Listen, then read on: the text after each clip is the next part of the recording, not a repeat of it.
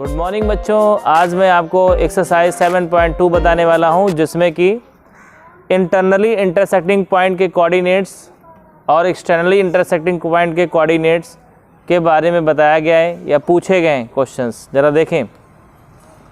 तो जैसा कि पिछले कुछ वीडियो लेक्चर्स में मैंने एक में इंट्रोडक्शन में बताया था कि अगर एक लाइन सेगमेंट है जिसके दोनों एंड पॉइंट x1 y1 दिए हैं, एक x1 y1 है, दूसरा x2 y2, बहुत ध्यान से समझना। और इस लाइन सेगमेंट का नाम था AB। AB के बीच में कहीं पे भी एक C नाम का पॉइंट है। तो देखिए C नाम के पॉइंट ने क्या किया, C नाम के पॉइंट ने क्या किया, AB को अंदर कहीं पे काटा ना, इसलिए इस पॉइंट का नाम होगा इंटरनली इंटरसेक्टिंग पॉइंट। इंग्लिश में बोलते हैं इसको इंटरनली इंटरसेक्टिंग पॉइंट, और हिंदी में क्या बोलते हैं, अंतः विभाजन बिंदु के निर्देशांक, coordinates of internally intersecting point. जरा गौर करें। तो भाई इस जो इंटरनली इंटरसेक्टिंग पॉइंट होता है, इसके कोऑर्डिनेट्स को x, y मानते हैं। क्या मानते हैं? ठीक है। अच्छा, ये जो इंटरनली इंटरसेक्टिंग पॉइंट था, ये इस लाइन सेगमेंट को M1 रेशियो M2 के रेशियो में बांट रहा था। ठीक है। तो इंटरनली इंटरसेक्टिंग पॉइंट के कोऑर्डिनेट जो होते हैं इस फॉर्मूले से निकालते हैं, x, y is equal to bracket में M1 x2 plus M2 x1 अपान में M1 plus M2 M1 y2 plus M2 y1 upon M1 plus M2। ये फॉर्मूला लगता है। कौन सा फॉर्मूला है ये? इंटरनली इंटरसेक्टिंग पॉइंट के कोऑर्डिनेट्स या इंटरनली इंटरसेक्टिंग पॉइंट के निर्देशांक। ठीक है ना। तो इस तरह से बड़ी आसानी के साथ निकाला जा सकता है।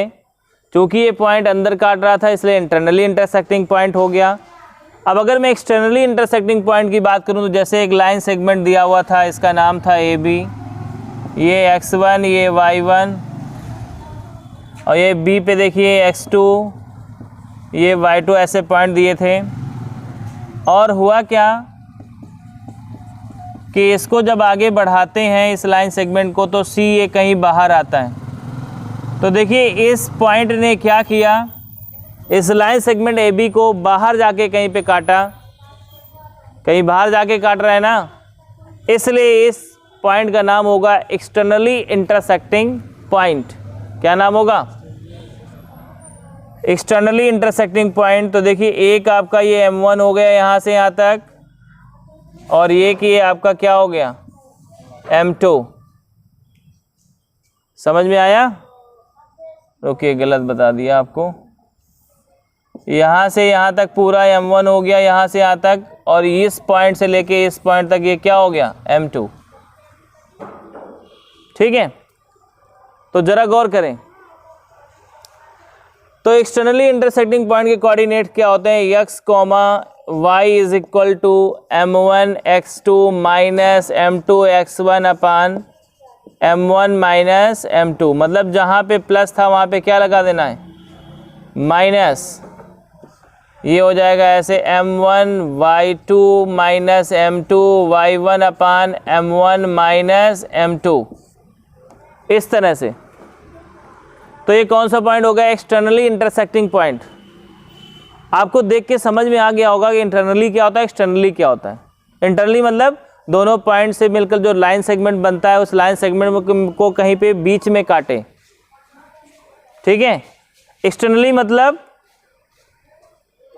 ये जो पॉइंट है C वाला, ये AB पे नहीं काटे, इसको आगे बढ़ाने पे कहीं पे काटे। ठीक है ना।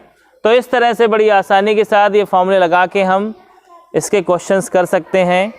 तो चलो पहला क्वेश्चन देखते हैं क्या लिखा हुआ है 7.2 एक्सरसाइज का। ये फॉर्मूले यूज होंगे, आप लोग ध्यान रखना। क्वेश्चन नंबर फर्स्ट कह रहा है find the coordinates, find the coordinates of the point which divides the join of which divides the join of -1,7 and 4, -3 in the ratio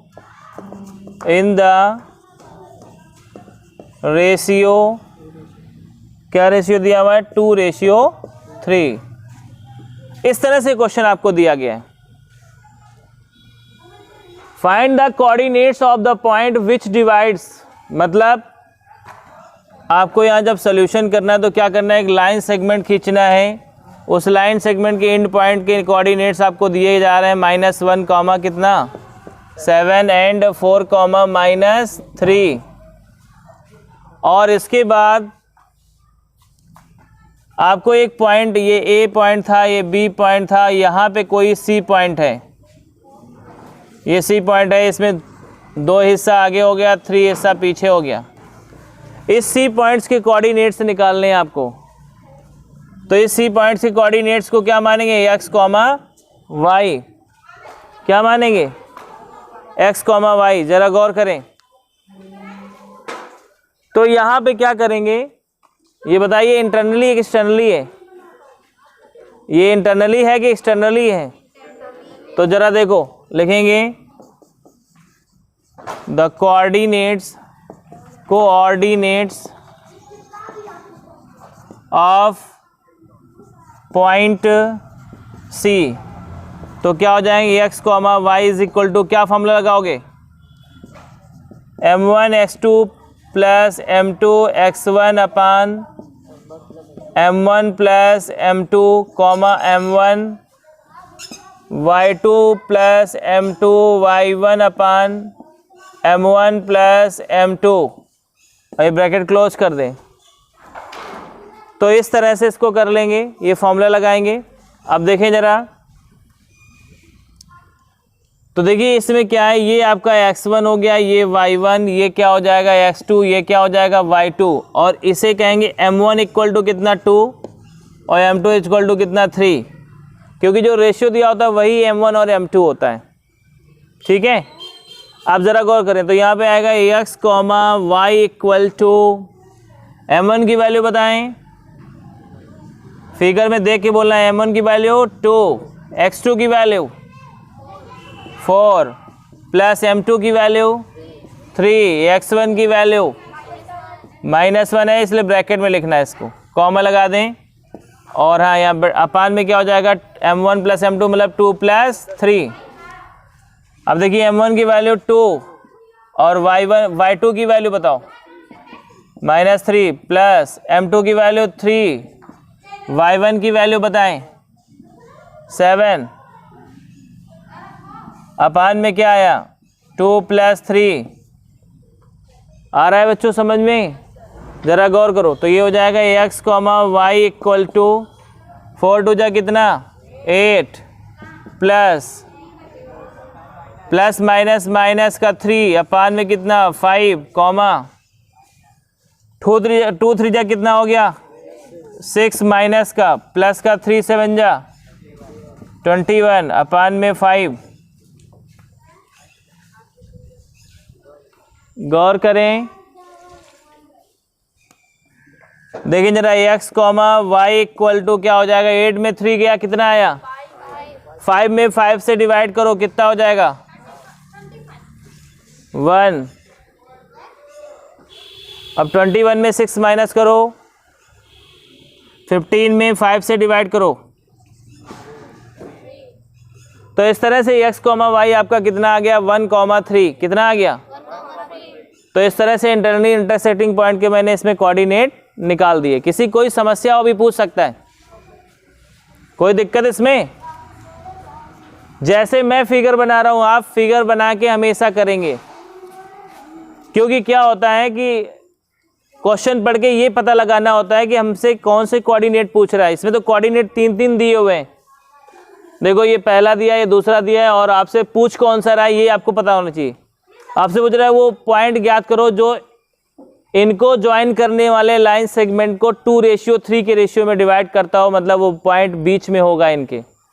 तो इंटरनली इंटरसेक्टिंग पॉइंट हमें निकालना था, यहाँ से हमें पता चल गया, तो इसलिए हमने इंटरनली इंटरसेक्टिंग पॉइंट के कोऑर्डिनेट का फॉर्मूला लगाया, x1 y1 x2 y2 ऐसे रख दिया और m1 m2 रख दिया।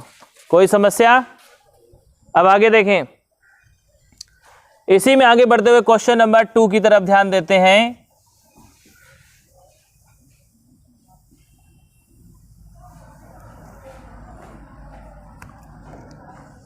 क्वेश्चन नंबर 2 लिखा हुआ है, find the coordinates of the points, find the coordinates of the points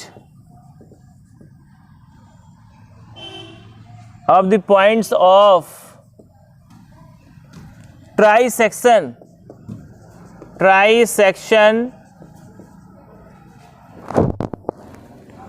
of the line segment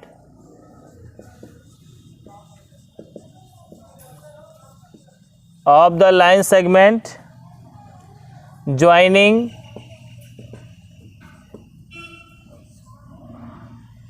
4, -1 and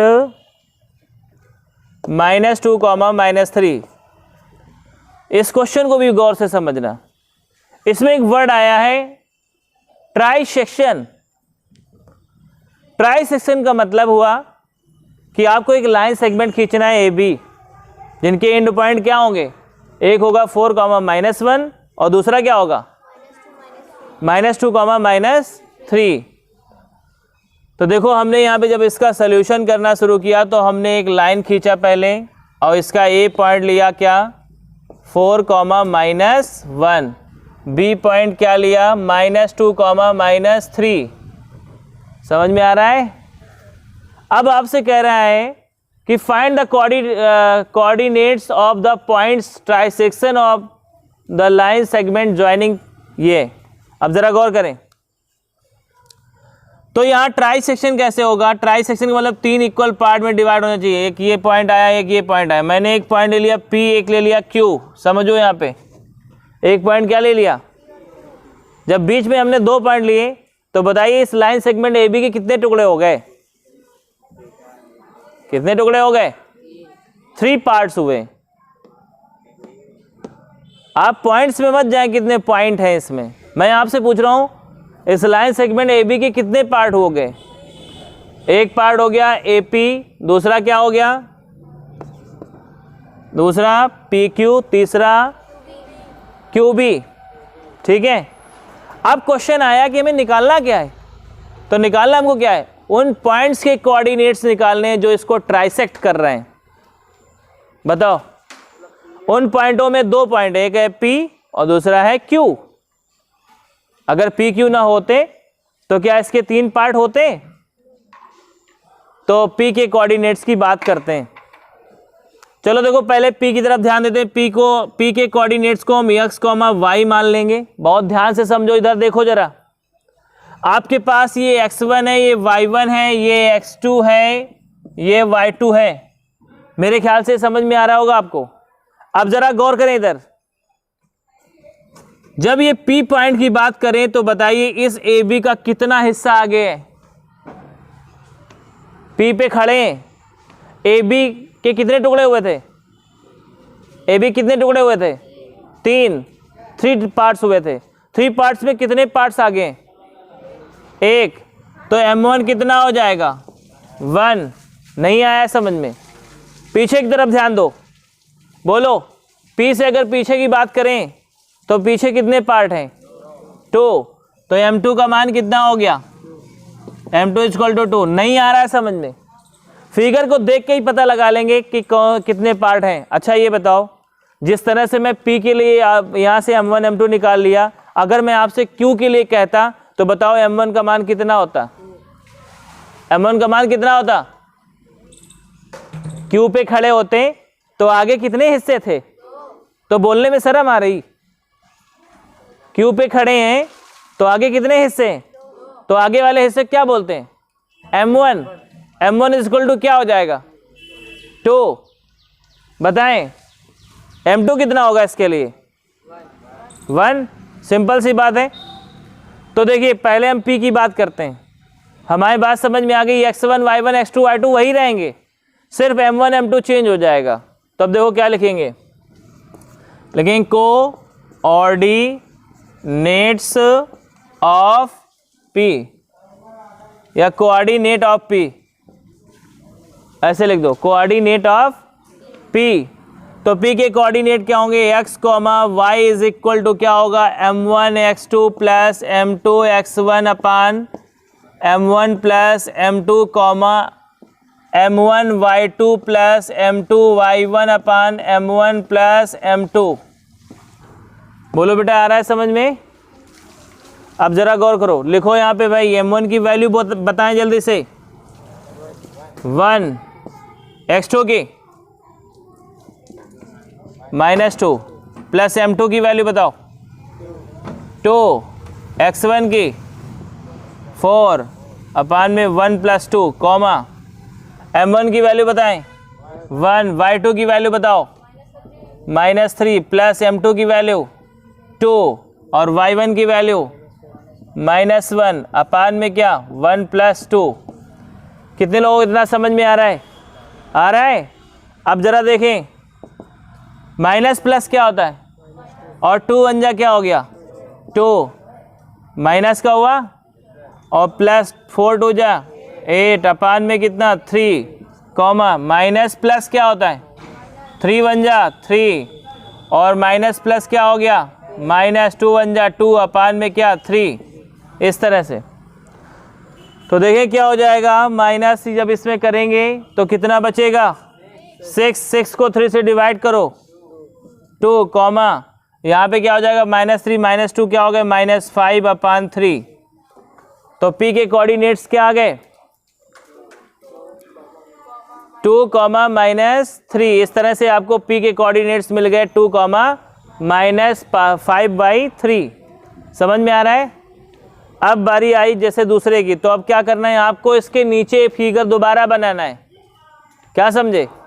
ये भी उठा करके आपको नीचे दोबारा बनाना है। हमारा तो काम चल जाएगा, मैं साफ कर दूंगा यहाँ पे और अभी कर रहा हूँ। देखिए ज़रा, तो बिल्कुल साफ सुथरा काम करना है, इसको दोबारा फिगर बनाना और बस क्या करना है यहाँ पे, जब क्यूब की पॉइंट की बात कर रहे हैं तो फिर M1 का मान कितना लिखोगे 2 और M2 का मान कितना लिखोगे 1 और Q के कोऑर्डिनेट्स को क्या मानोगे x, y। यही आपको निकालना है। नहीं समझे? यहाँ पे लिखेंगे कोऑर्डिनेट्स ऑफ Q, तो क्या हो जाएगा x, y is equal to M1 आगे M1 x2 plus M2 x1 upon M1 plus M2 M1 y2 plus M2 y1 upon M1 plus M2। इस तरह से अब देखें जरा, यहाँ से x, y इक्वल टू क्या हो जाएगा, M1 की वैल्यू बताओ 2 इंटू x2 की वैल्यू बताओ -2 प्लस M2 की वैल्यू बताओ और इसके बाद x1 की वैल्यू बताओ अपान में M1 की वैल्यू बताओ 2 + 1। इस तरह से M1 की वैल्यू बताओ 2 इंटू y2 की वैल्यू बताओ -3 प्लस M2 की वैल्यू बताओ और y1 की वैल्यू बताओ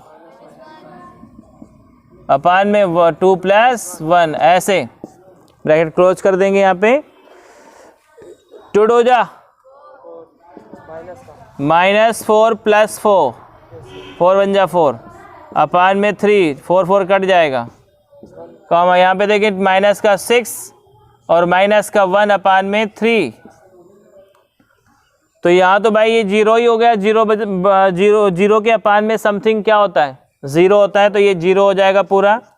और यहाँ पे 6 में 1, 6 भी माइनस का, 1 भी माइनस का, माइनस का 7 हो जाएगा, तो माइनस का 7/3। कोई समस्या बच्चों? तो क्वेश्चन नंबर 2 इसमें आपके समझ में आ गया। जैसे ट्राई सेक्शन की बात कर रहा था, अगर इसके 4 सेक्शन करने पड़ते तो आपको बीच में कितने पॉइंट निकालने होते? 3 पॉइंट्स। समझ में आया? कितने भी सेक्शन करवाए M1 M2 आप लोग निकाल लोगे कि नहीं निकाल लोगे? निकाल लोगे ना? चलो देखते हैं अगला तीसरा क्वेश्चन। तो देखते हैं बच्चों, क्वेश्चन नंबर 3 लिखा है, to conduct sports day activities in our rectangular shaped school ground. भाई रेक्टेंगल के शेप का स्कूल ग्राउंड है ये, ठीक है, ABCD दिखाई पड़ रहा है सबको? बहुत अच्छे। Lines have been drawn with chalk powder. Chalk powder से लाइनें खींची गई ग्राउंड में। रेक्टेंगल के शेप का ग्राउंड था, इसमें देखो चौक से लाइन खींची गई। कोई दिक्कत आपको? अब ज़रा गौर करें।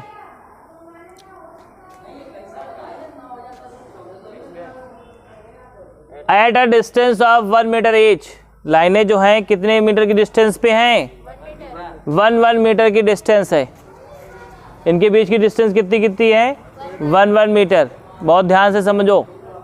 आगे 100 flower pots have been placed at a distance of 1 metre from each other. जरा गौर करो, 100 फ्लावर पॉट्स मतलब जिनमें फूल लगाए जाते हैं, गमले जिनको बोलते हैं, 100 गमले लगाए गए हैं जो कितने कितने मीटर की डिस्टेंस पे हैं? 1 मीटर की डिस्टेंस पे हैं 100 गमले। बहुत ध्यान से समझना। अब देखो क्वेश्चन आगे क्या कह रहे हैं। अलोंग एडी के मतलब एडी की दिशा में 100 गमले लगाए गए हैं 1 मीटर की डिस्टेंस पे। अब जरा गौर करो। ऑन द सेकेंड लाइन, अच्छा जैसा कि फिगर में दिखाया गया है, Niharika runs 1/4 of the distance AD. भैया ध्यान देना जरा, निहारिका जो है वो रन करती है सेकेंड लाइन पे। किस लाइन पे? सेकेंड लाइन पे रन कर रही है। और कितना रन कर जाती है? 1/4 ऑफ एडी। तो भाई देखो, तो 1/4 एडी का मतलब क्या हुआ? एडी में कितने पॉट थे? 100 मीटर हुआ। तो 1/4 का मतलब क्या हुआ? 1/4 इंटू एडी की वैल्यू 100 को जब 4 से काटेंगे कितना आ जाएगा? 25। मतलब निहारिका जो है द कोऑर्डिनेट्स ऑफ निहारिका ऐसे लिखेंगे बेटा, ध्यान देना जरा। निहारिका का कोऑर्डिनेट्स निकालते हैं। बताओ निहारिका किस लाइन पे दौड़ रही थी? तो एक्स अक्ष वाले को क्या बोलते हैं? एब्सिसा।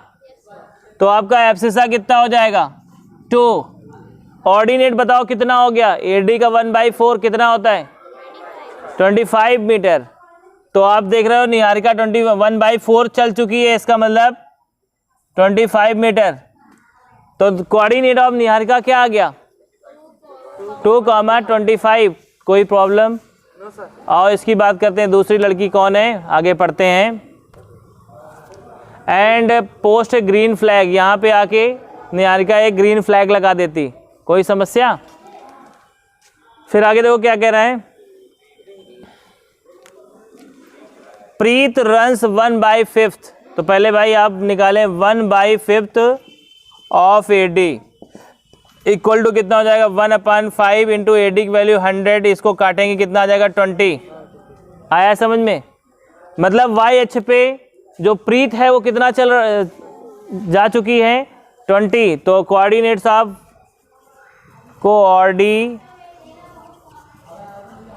ऑफ क्या नाम था इसका? प्रीत। इक्वल टू क्या हो जाएगा, बताइए एक्स अक्ष में कहाँ पे चल रही है, 8,20। कोई प्रॉब्लम, 8,20। अब ज़रा ध्यान दें, तो ये आपका कोऑर्डिनेट आ गया किसका, प्रीत का। अब क्वेश्चन देखते हैं आगे क्या कह रहा है। अब ये रेड फ्लैग लगा देते, कोई बात नहीं। What is the distance between both the flag. अब बताओ, दोनों फ्लैग के बीच की डिस्टेंस पूछ रहा है, तो आप क्या करें, द डिस्टेंस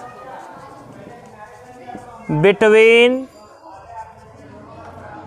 2,25 एंड 8,20। जरा गौर करो, तो इसको क्या मानेंगे, x1 इसको, y1 इसको, x2 इसको, y2। और डिस्टेंस का यहाँ पे फॉर्मूला लगाएंगे, d बराबर क्या होता है, under root x1 minus x2 का whole square plus y1 minus y2 का होल स्क्वायर। तो d इज इक्वल टू क्या हो जाएगा, x1 की वैल्यू बताएं,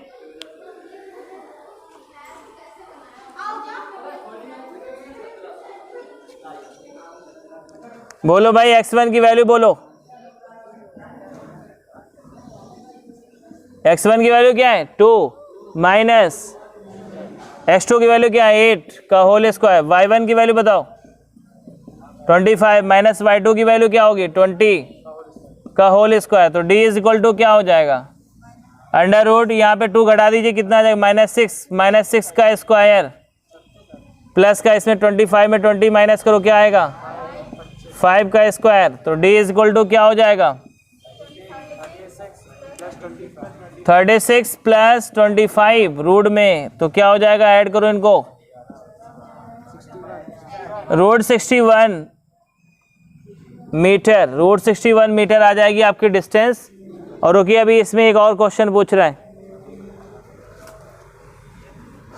तो इतना आ गया बच्चों समझ में, कोई समस्या है इसमें। देखो आगे देखते हैं, देखिए आगे क्वेश्चन कह रहा है, if Rashmi has to post a blue flag exactly half way between the segment joining the two flags, मतलब इन दोनों के फ्लैग को अगर ऐड कर दें, इनके बीच में रश्मि नाम की लड़की एक कैसा फ्लैग लगाती है, ब्लू कलर का फ्लैग। तो ये बीच वाला पॉइंट क्या होता है, मिड पॉइंट होता है, बोलिए। तो यहाँ पे क्या करें, इन दोनों के पॉइंट उठा लो पहले, क्या क्या थे, एक का था 2,25 एंड दूसरा क्या पॉइंट था 8,20। इसको मानो x1, इसको y1, इसको मानो x2, इसको y2। तो मिड पॉइंट का फॉर्मूला लगाएं यहाँ पे, मिड पॉइंट इक्वल टू क्या हो जाएगा,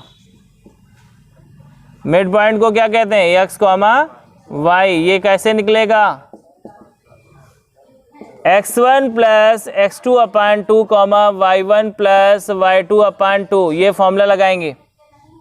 मिड पॉइंट का फॉर्मूला क्या होता है, दो पॉइंट ऐसे गिवन हो, उनके बीच का मिड पॉइंट निकालना हो आपको, तो मिड पॉइंट का फॉर्मूला क्या लगाओगे, mid point is equal to x, y is equal to क्या होता है m1, क्या होता है x1 प्लस x2 अपान 2, y1 प्लस y2 अपान 2। तो देखिए यहाँ पे क्या आ जाएगा, x1 की वैल्यू बताओ 2 प्लस 8 अपान 2, y1 की वैल्यू बताओ 25 प्लस 20 अपान 2, 2 और 8 कितना होगा 10 अपान 2, 5 हो जाएगा। यहाँ पे 25 और 20 ऐड करेंगे हो जाएगा 45 अपान 2। तो यही आपका मिड पॉइंट आ गया।